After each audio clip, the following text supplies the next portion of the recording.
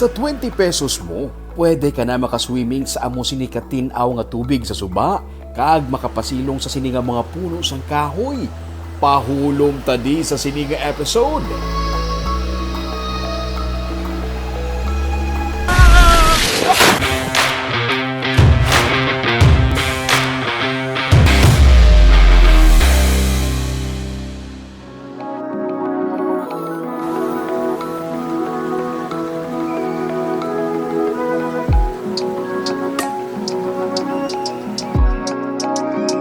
Sa amo sini kainit nga tiyempo, kanami magpahulom sa tubig, sa mabugnaw kag matinaw nga tubig. Hindi naman parat for a change, kag hindi tamaan ka expose sa init para hindi mo uyangan ang imo nga papaya kag Gojic soap. Pati Sakit man bala katama ang init subong, so mas nami kung ang ginapahuluman mo nga tubig napalibutan sang puno sang kahoy para mabugnaw ang dapya sang hangin kag may handong. Pero diin pa bala may ara sa nabilin nga matinlo nga suba. Nakata, kadtuan taniho. Kaagi ka nalagaw sa patag sa silay. Nalabyan mo na for sure ang ini nga taytay. Sa idalom sa sini nga taytay, may matinlo nga suba. Mga 30 to 45 minutes lang ini nga drive gikan sa Bacolod City. Pakadto diri, masaksihan mo na ang mga nagaidas nga mga puno sang kahoy nga nagahatag shade sa mga naganilabay nga salakyan. Pakadto pa lang sa lugar, mabatsagan mo na ang kabugnaw sang palibot.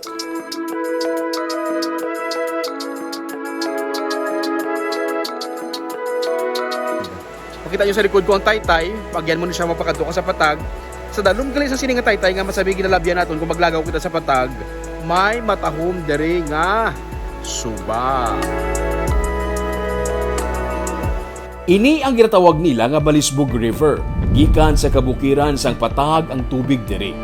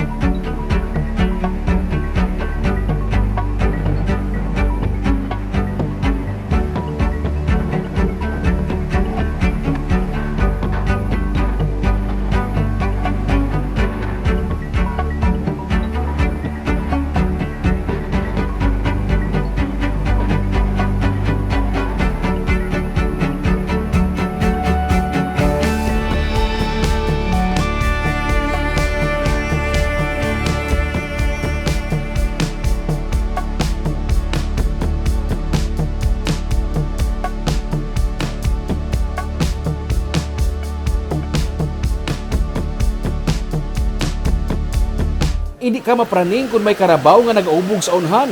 Pero may baboy gali nga nagapangarado ho. Pati sa katinaw sang tubig, ang mga bato sa idalom, kitaon pa gikan sa ibabaw. Ang mabatian mo, puro hunis ang dalukdo sang tubig kag pispis, pangpangalma.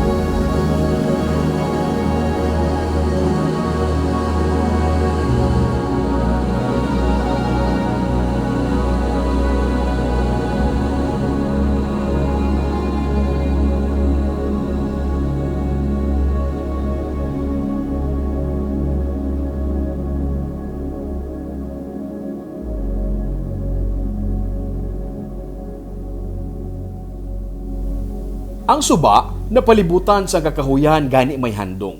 May porsyon nga pwede makaubog-ubog. Hindi madalom ang tubig, gani pati kabataan, pwede mag-enjoy. Warning lang, kay tungod halin sa kabukiran ang tubig, grabe katugnaw, as in. Daw natunaw nga ayos ang level.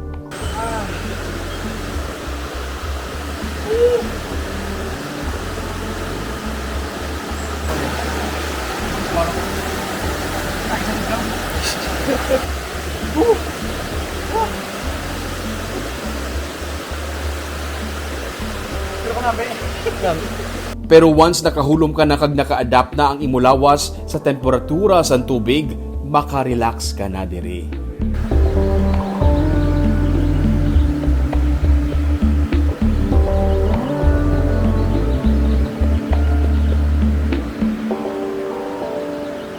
May mga cottages man sa kilid sa Suba, nag-range sa 100 to 500 pesos ang renta, depende sa kadakuon. Kagang entrance diri, 20 pesos lang. May tiyanggi nga gamay nga pwede mabaklan sa mga kinahanglan mo, kag pwede makadalas ang kaugalingon nga pagkaon. Pero please lang gid ha, kung ano ang ginbitbit mo bakadto diri, make sure lang nga gindala mo man papauli. Jutay na lang gid ang mga suba nga matinlo kag pwede mapaniguan. I-preserve ta kung ano pa ang may ara kita. Hindi ta pag-abusuhan.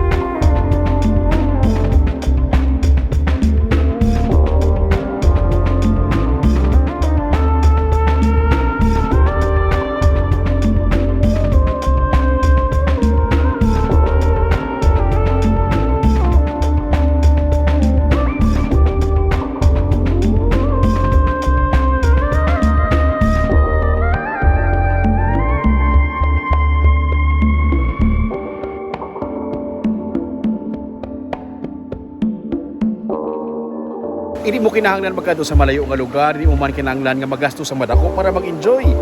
Ahaw-ahaw nga 20 pesos nga entrance fee, amo sini ka tinaw sa Suba nga pwede nyo ma-enjoy, mapahulong-hulong para sa mainit nga panahon. Para updated ka sa mga episodes sa Tripping Dirubing, i-follow ang Facebook page o YouTube channel, Digicast Negros. Para kita sa gihapon sa pagbangon. Ako si Romeo Subaldo, ang ini ang Tripping Dirubing!